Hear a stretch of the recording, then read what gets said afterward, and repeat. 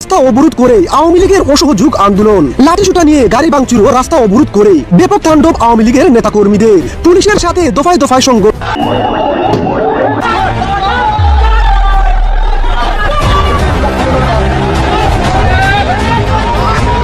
তবে পাল্টা প্রত্যাঘাতের পথে আওয়ামী লীগ। গতকালকে রাত্রে থেকে যে ঘটনাগুলো ঘটছে, আওয়ামী লীগের নেতাকর্মীরা এ সকল নাশকতা করেছে। সৈয়দা রেজওয়ানা হাসান, ওনার বাড়ির সামনে যেভাবে ককটেল ফুটেছে, ভিতরে ওনার স্ট্রোক করার কথা। রাজধানীর গুলিস্তানে এই মুহূর্তে আমরা দেখছি যে নিষিদ্ধ সংগঠন ছাত্রলীগের একটি বিক্ষোভ মিছিল বের করছে। এই মুহূর্তে আপনারা দেখতে পাচ্ছেন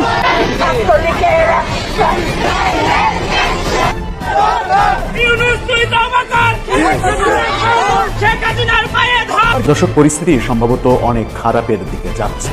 এই ভয়ঙ্কর নিউজটা, যেখানে সজীব ওয়াজেদ জয় রীতিমতো হুঙ্কার দিচ্ছেন, বলছেন সশস্ত্র যুদ্ধের ডাক দেবেন তিনি।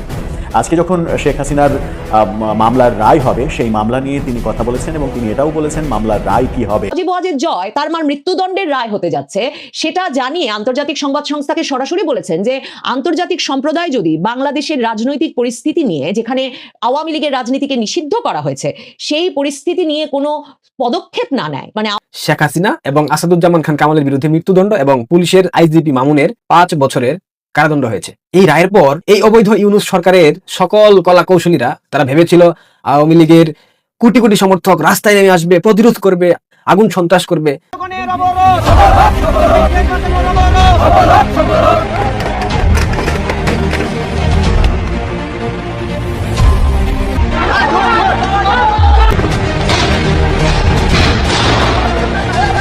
দুটি যানবাহনকে ভাঙচুর করেছে, শুধু ভাঙচুর করেছে তা না, আগুন দিয়েছে। আমরা আমাদের পুলিশের বেশ কয়েকজন পুলিশ সদস্য আহত আছে, প্রায় 8-10 জন। শেখ হাসিনা বীরের বেশে আসবে ফিরে বাংলাদেশে, কে বলে রে মুজিব নাই, মুজিব সারা বাংলায়। শেখ হাসিনা আসবে, বাংলাদেশ আসবে। এবার ঢাকা দুহারে রাস্তা অবরোধ করে আওয়ামী লীগের অসহযোগ আন্দোলন, লাঠিসোঁটা নিয়ে গাড়ি ভাঙচুর, রাস্তা অবরোধ করে ব্যাপক তাণ্ডব আওয়ামী লীগের নেতাকর্মী, দেশের সাথে দফায় দফায় সংঘর্ষে রণক্ষেত্রে রূপ নেয় রাজপথ। ঢাকায় আওয়ামী লীগের আন্দোলন দমাতে যে পরিকল্পনা করেছিল ইউনূস সরকার ও তার সমন্বয়করা, তা বেস্তে দিয়ে রাজপথ দখলে নিল নেতাকর্মীরা। আওয়ামী লীগ হলো ফিনিক্স পাখির মতো ধ্বংসস্তূপের মধ্য থেকেও আবারও জেগে উঠবে, কিন্তু সহজে শেষ হয়ে যাবে না। আওয়ামী লীগ ও ছাত্রলীগের নেতাকর্মীদের সাথে পুলিশের দফায় দফায় ত্রিমুখী সংঘর্ষে আহত হয়ে প্রায় 100 শতাধিক পুলিশ। আওয়ামী লীগ ও ছাত্রলীগের ব্যাপক তাণ্ডবে এবার হারে হারে টের পেয়েছে ইউনূস প্রশাসন। এটা হলো আওয়ামী লীগের অস্তিত্বের লড়াই। এদেশে হয় ইউনূস ও তার সমন্বয়করা থাকবে, না হয় শেখ মুজিবের সৈনিকেরা থাকবে। বলছিলাম, বিশ্ববরেণ্য সংবাদ মাধ্যম রয়টার্সে এবার সজীব ওয়াজেদ জয়ের সাক্ষাৎকার প্রকাশিত হয়েছে।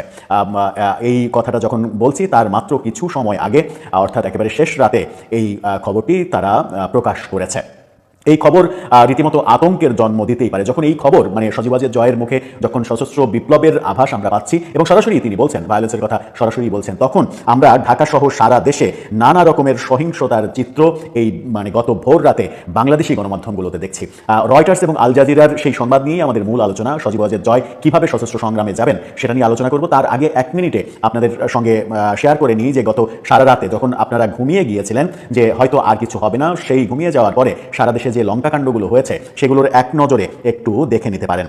যদি আমরা একটু চোখ বুলাই, তাহলে প্রথম খবরটাই হচ্ছে ঢাকা বরিশাল মহাসড়কে নিষিদ্ধ ছাত্রলীগের মশাল মিছিল।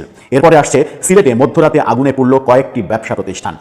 এরপরে আসছে রাতে 1 ঘন্টার মধ্যে সাভার ধামরায়ে 2 বাসে আগুন। এরপরে যেটা আসছে 4টি খবর একই সাথে একটি গণমাধ্যমে এসেছে, সেই গণমাধ্যমটা হচ্ছে কালের কণ্ঠ। কালের কণ্ঠে পরপর 4টা খবর এসেছে, সেই 4টা খবর দেখে নিতে পারেন। সেখানে বলা হচ্ছে ধামরায়ে থেমে থাকা বাসে আগুন দিল দুর্বৃত্তরা, সাভারে দাঁড়িয়ে থাকা বাসে ফের আগুন, ঢাকার বিভিন্ন স্থানে একের পর এক ককটেল বিস্ফোরণ, দক্ষিণ কেরানীগঞ্জ থানার ডাম্পিংয়ে থাকা লেগুনাতে আগুন। তারপরে আরেকটি খবরে বলা হচ্ছে রাজধানীর মহাখালীতে ককটেল বিস্ফোরণ, যেটা নতুন খবর। আরেকটি খবরে বলা হচ্ছে 10 গাড়িতে আগুন, ককটেল, আতঙ্ক। এরপরের যেটা মানবজমিন ভয়াবহ একটা শিরোনাম করেছে, তাদের প্রচ্ছদ প্রতিবেদন করেছে একেবারে শেষ রাতে এসে, ভোরবেলায় এসে, সেটা হচ্ছে হাই অ্যালার্ট। আইন শৃঙ্খলা রক্ষাকারী বাহিনীর নিরাপত্তার ছবি দিয়ে তারা বলছে হাই অ্যালার্ট, অর্থাৎ সারা দেশে হাই অ্যালার্ট জারি করেছে আইন শৃঙ্খলা রক্ষাকারী বাহিনী। এরপরে যদি সব শেষ দিকে তাকাই, তাহলে বিডি নিউজের সর্বশেষ, আপনি যদি বিডি নিউজে ভোর 5টার সময় বিডি নিউজের ওয়েবসাইটে ঢুকে থাকেন, তাহলে আপনারা দেখতে পারবেন যে প্রথম 8টা খবর লিড, মানে তাদের ওয়েবসাইটের লিড যে 8টা খবর, পর 8টা খবর, সেই 8টা খবরই শেখ হাসিনার বিচার এবং সেই সংক্রান্ত। সেই ইয়েটা দেখে নিন। সেখানে যে খবরগুলো আছে সেগুলোর মধ্যে বলা হচ্ছে শঙ্কা ও আতঙ্কের ঢাকায় কড়া নিরাপত্তা, শেখ হাসিনার বিচারে যা বলছেন সাক্ষীরা, শেখ হাসিনার বিচার, অভিযোগগুলো কি, প্রধান শিরোনাম করা হয়েছে জুলাই হত্যার নির্দেশদাতা শেখ হাসিনা, জিজ্ঞাসাবাদ চিহ্ন দিয়েছে তারা, রায়ের অপেক্ষায় বাংলাদেশ, আসামি থেকে রাজসাক্ষী হওয়া মামুনের জবান। তারপরে বলা হচ্ছে হাসিনার বিচার যেভাবে মানবতা বিরোধী অপরাধ ট্রাইব্যুনালে, তারপরে নাশকতা বিরোধীদের গুলির নির্দেশ অতীতের মতো অপব্যবহার হবে না তো? অর্থাৎ সবকিছুই এই শেখ হাসিনার বিচার কেন্দ্রিক।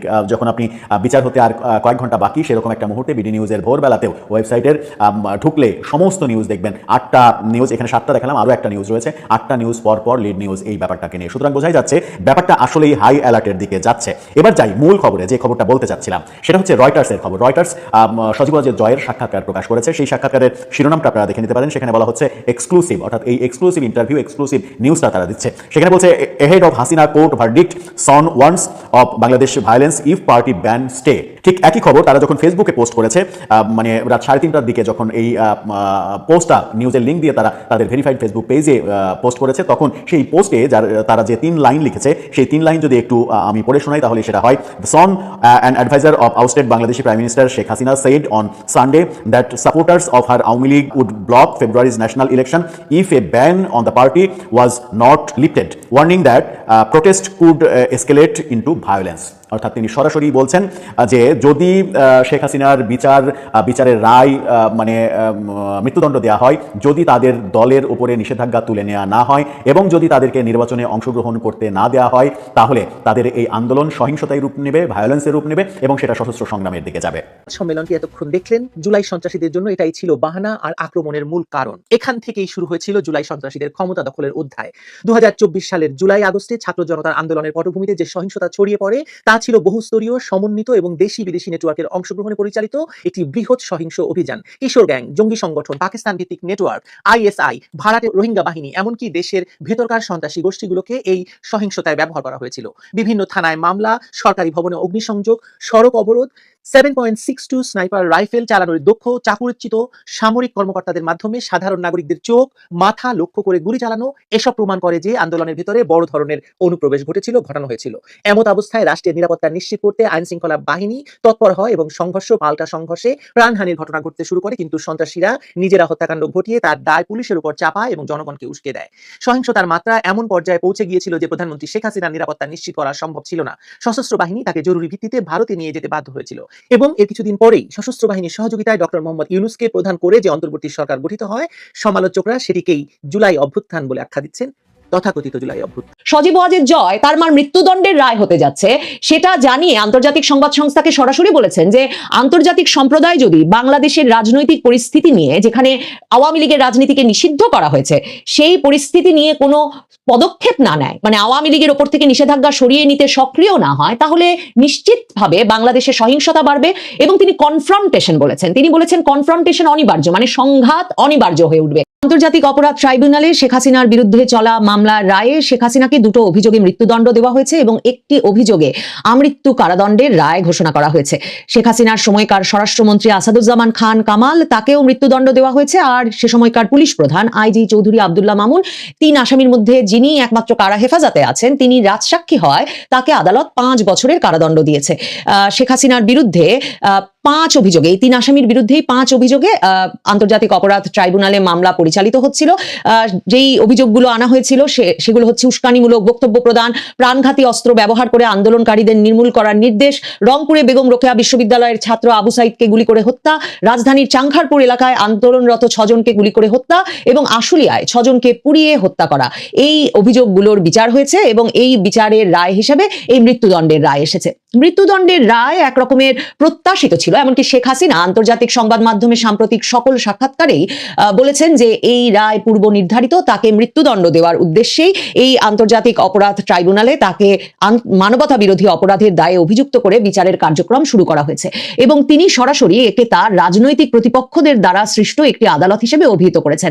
সত্যিকার অর্থেই শেখ হাসিনার এই ফাঁসির রায় জামায়াতে ইসলামীর রাজনৈতিক একটা বিরাট বিজয় হিসেবে অভিহিত করতেই হয়, কারণ এই আন্তর্জাতিক অপরাধ ট্রাইব্যুনালে শেখ হাসিনার আমলে শেখ হাসিনা 1971 সালের যুদ্ধাপরাধের দায়ে অভিযুক্ত জামায়াতের শীর্ষস্থানীয় নেতাদের বিচারের মুখোমুখি করেছিলেন এবং তাদের অনেকের মৃত্যুদণ্ড হয়েছে, অনেককে আমৃত্যু কারাদণ্ড ভোগ করতে করতে মৃত্যুবরণ করতে হয়েছে কারা হেফাজতে থাকা অবস্থায়। কাজেই এই পরিস্থিতিতে এই রাজনৈতিক বিজয়টা আসলে 24-এর আন্দোলনে শেখ হাসিনাকে ক্ষমতাচ্যুত করবার পর জামায়াতে ইসলামীর যে এক রকমের রাজনৈতিক প্রভাব সারা বাংলাদেশের রাজনীতিতে, সমাজে ভীষণভাবে স্পষ্ট হয়ে উঠেছে, হয়েছে, সেক্ষেত্রেও একটা বিরাট গুরুত্বপূর্ণ ভূমিকা রাখবে বলে ধারণা করা যায়। জামায়াত সহ তার সমমনা 8 দল, ইসলামী আন্দোলন বাংলাদেশ সহ সমমনা 8 দল রাজপথে ছিল এবং তারা রাজপথে আছে যে এই রায়টি যেমন ঢাকা শহরের বিভিন্ন জায়গায় বড় পর্দায় প্রদর্শিত হচ্ছে, ঢাকা বিশ্ববিদ্যালয় সহ বিভিন্ন গুরুত্বপূর্ণ স্থানে, সেসব জায়গায় দেখতে তারা যেমন একত্র হয়েছেন, তারা ঘোষণা দিয়ে রেখেছিলেন যে রায়ের দিন যাতে কোনো নাশকতার ঘটনা ঘটাতে না পারে আওয়ামী লীগ, সে কারণেও তারা রাজপথ প্রহরায় রাখবেন। ধারণাই করা যায় যে আজকে এই রায় তারা এক রকমের উদযাপন করতে চাইবেন এবং এই রায়ের প্রচারণা এবং তাদের এই বিজয় তারা এক রকমের প্রকাশ্যে নিয়ে আসতে চাইবেন আজ রাজপথ জুড়েও। মানে শুধুমাত্র যে আদালতেই এই বিজয় অর্জিত হলো তাই নয়, আজ রাজপথেও তাদের এই বিজয়ের উদযাপন দেখা একটা সম্ভাবনা আছে। শেখ হাসিনার দিক থেকে যেটা বলছিলাম যে তিনি স্পষ্টতই জানতেন যে এই রায় মৃত্যুদণ্ডের রায় হবে, কারণ রাষ্ট্রপক্ষ এমন দাবি করে রেখেছিল যে শেখ হাসিনাকে 1400 বার যাতে ফাঁসি দেওয়া যায়, কারণ 1400 জনের মৃত্যুর অভিযোগে তিনি অভিযুক্ত। এমন অভিযোগ রাষ্ট্রপক্ষ আদালতে আনলেও শেখ হাসিনা যেমন আন্তর্জাতিক সংবাদ মাধ্যমগুলোতে প্রশ্ন তুলেছেন, এখন পর্যন্ত ইউনূস সরকার 1400 জন নিহতের তালিকা যেমন দিতে পারেনি, তেমনি ঠিক কোন প্রেক্ষাপটে, এমনকি এই আবু সাইদ হত্যার ঘটনাটি ঘটলো, কোন পুলিশ কর্মকর্তা সে সময় কি অবস্থায় এই সিদ্ধান্ত নিলেন এবং কেনই বা শক্তি প্রয়োগ করলেন, আর সত্যি কি আবু সাইদ রাবার বুলেটে নিহত হলেন নাকি তার বাবা যেমন আদালতে গিয়ে বলেছেন যে মাথার পেছন থেকে, এমনকি গভীর রাতে যখন তিনি পুত্রের লাশ পেয়েছেন তখনও রক্তপাত হচ্ছিল এবং গভীর ক্ষত থেকে মাথার পেছন দিক থেকে রক্ত পড়ছিল, তো পেছনে কি ঘটেছিল, এই তদন্তগুলো, এই প্রশ্নের উত্তরগুলো এই বিচার শেষ করতে পারলো কিনা সেটা দেখবার জন্য আমাদেরকে অপেক্ষা করতে হবে। মানে রায়টির বিশ্বাসযোগ্যতা নিয়ে একদিকে যেমন বিজয়ী পক্ষ উদযাপন করবেন, তেমনি ধারণা করে নেওয়া যায় এই রায়ের বিশ্বাসযোগ্যতা নিয়ে আরেক পক্ষ ক্রমাগতভাবে আগামী অনেক বছর ধরে প্রশ্ন তুলে যাবেন, যতক্ষণ পর্যন্ত না এর ফয়সালা একরকম রাজপথে হয়। রাজপথে যে ফয়সালা হবে তার একটা উদাহরণ হচ্ছে যে আজ রায়ের দিন সকালবেলাতেই থেকেই যেমন রাজপথে জামায়াতে ইসলামী সহ 8 দল বিভিন্ন জায়গায় জড়ো হতে থাকলো, তেমনি ঢাকা কলেজের শিক্ষার্থীরা, যাদেরকে পরবর্তীতে সংবাদ মাধ্যম বিক্ষুব্ধ ছাত্র জনতা হিসেবে অভিহিত করতে থাকলো, বিক্ষুব্ধ ছাত্র জনতা দুটো এক্সকেভেটর বা বুলডোজার নিয়ে আবার 32 নম্বরের দিকে রওনা হয়েছিল, যে 32 নম্বরকে গুড়িয়ে মিশিয়ে মাটির সাথে মিশিয়ে নাকি মাঠ তৈরি করতে হবে। মানে ওই ভবনটি 2 দফা ভাঙচুর এবং ফেব্রুয়ারিতে 3 দিন 2 রাত ধরে বা 2 দিন 3 রাত ধরে ক্রমাগত ভাঙচুর, অগ্নিসংযোগ, বুলডোজার দিয়ে ভাঙার পরেও যতটুকু বাকি আছে সেটাও নাকি মাটির সাথে মিশিয়ে মাঠ তৈরি করতে হবে, সেই উদ্দেশ্যেও তারা রওনা হয়েছিলেন।